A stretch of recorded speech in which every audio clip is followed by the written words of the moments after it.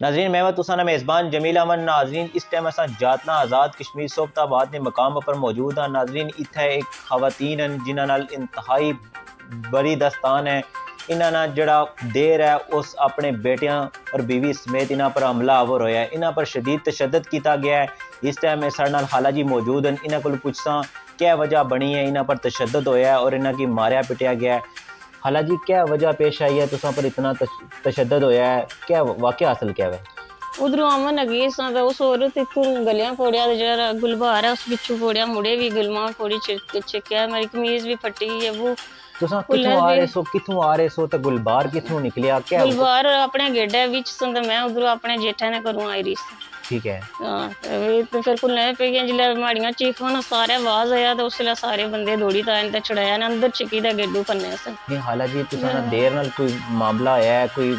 तलब कलामी हुई है, क्यों मारया है कि तुसां क्या वजह बनी क्या वैसे? ये वजह से जब तलाक भेजी इस तो फिर आने से इथों घरों निकलो पुलिस भेजसान कदे कुछ बना सा महीने ना टाइम हिंदे असी अगे जगह को नहीं सी कुते समान शमान रखने नहीं तो टाइम हिंदे असी तो असा जगह मतलब सी दा चुकसा दा उसी असी कड़ी कड़ी वे चुकन घर खाली करन। खाला जी तुसां की तलाक तुसां ने हामद दित्ती खामद इस दवाई है जेड़ा इथे है उस दवाई है तलाक तुसां देर है उस तलाक दवाई है उस दवाई तुसां ने है हामद कीता है ओ इंग्लैंड तो तलाक भेजी गई है तुसां हामद ने दी उतो बिला वजह भेजी है तलाक कोई मसला नहीं सी और कुछ बस ये बाने से नितु है करिए खर्चा भी नहीं सी देना जिधड़े नहीं शादी दा पहले 5000 भेजना सी उससे भरो ने हाथ। ठीक है। ते जो 2 महीने 3 देना ही नहीं सी फिर उसके बाद 7000 किता फिर उसके बाद 10000 ते 3 4 महीने देना ही नहीं सी खर्चा। खाला जी तुसां ने हामद जी तुसां ने कोई औलाद वगैरह भी है, कोई बच्चे वगैरह है? एक बेटा अगे शादी की इसने कौन सी बच्चा था जिला मेरी शादी हुई है मैं बच्चा आया उसले जिले बीमार सा उसले भी स्कूल बाहर पेटा ही लत्ता मारिया सन कोई बच्चा ना है जिला बच्चा मैं आया तो उधर भी बच्चा आया फिर 4 साल थी बाद बच्चा खड़िया ने मुड़ी गल ही नहीं सन कराने ना हमारे बच्चे ना मिलन देने से। मतलब हाला जी तुसां ये आने पे कि तुसां ने बेटे की तुसां ने हामद इंग्लैंड ले गए तुसां नाल कोई गल बात नहीं कराई जा रही जी क्या वजह बने क्यों तुसां नाल कोई बच्चे की क्यों डिसाइड कर रखिया ने? क्या फिर 4 साल पहले बच्चे इतने आंदा ने अपने ना नाने ना मिलन देने से ना नानी नाल ना मामू ना अपने नानके जान ही नहीं देने जेडी दूई औरत सी उसने ना खन्ने से। हाला जी तुसां इतना जुल्म से है तुसां आखना है कि मेरे बेटे की नहीं मिलन देता इतना 22 साल इतने जुल्म हो रहा मैं उस बेटे पीछे बैठी रही हूं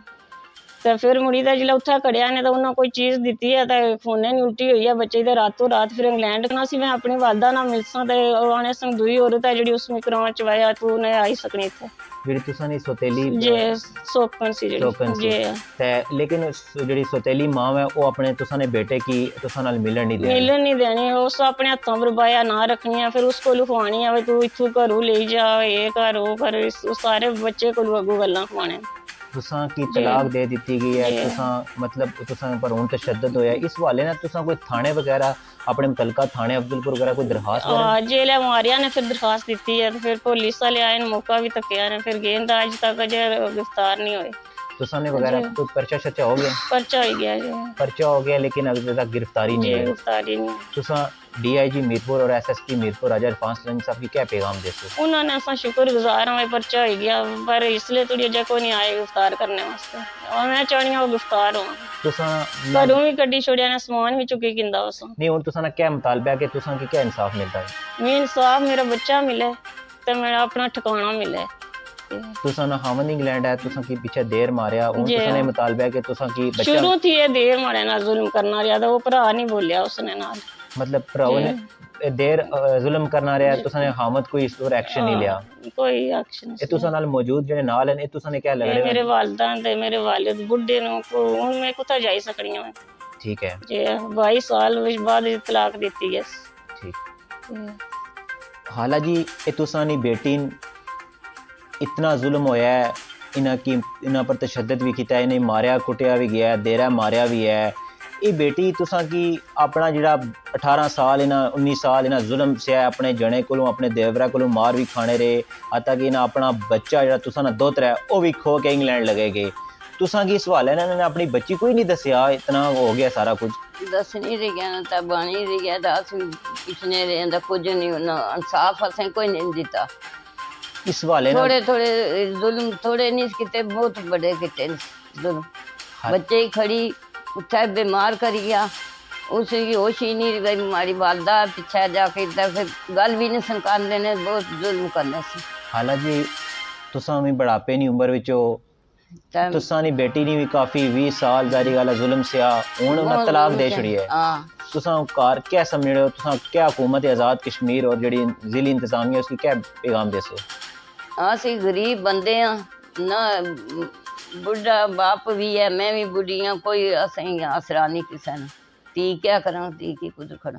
تساں ضلعی انتظامیہ کی حکومت آزاد کشمیر کی کیا آخنا چاہتے ہو، کہ تسیں کیا ملے؟ انصاف چاہیے۔ یہ خالہ جی موجود تھی، ان کا تعلق جاتلاں صوبت آباد سے ہے،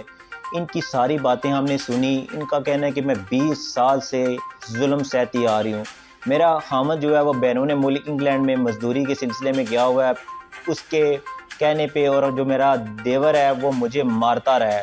انتہا کی پہلے بھی مارتا رہا لیکن میں سارا کچھ سہتی رہی، آخر اس نے اتنی انتہا کر دی کہ میں آ رہی تھی رستے میں مجھے اس کا بیٹو سمیت مجھ پر حملہ آور ہوا، ساتھ اس کی بیوی تھی اور 2 بیٹے تھے، وہ مجھ پر حملہ آور ہوئے، مجھے انہوں نے انتہائی مارا، اور ساتھ ہی اپنے بھائی کو کہہ کر برطانیہ سے جو ہے مجھے طلاق دلوا دی۔ ان کا کہنا ہے کہ میرا جو بچہ ہے 18-19 سال اس کی ایج ہے، وہ برطانیہ میں انہوں نے مجھ سے کوئی اس سے ملنے نہیں دیا جا رہا، نہ ہی مجھے کوئی ٹیلی فون پہ بات کروائی جا رہی ہے، میں اپنے بیٹے کی جدائی میں بھی کافی پریشان ہوں، میں اس سے بات کرنا چاہتی ہوں، میں اس سے ملنا چاہتی ہوں۔ ڈی آئی جی میرپور خالد چوہان صاحب ضلع میرپور کے ایس ایس پی راجہ عرفان سلیم صاحب سے یہ اپیل کر رہی ہیں کہ مجھے انصاف دیا جائے۔ ان کا کہنا ہے کہ میں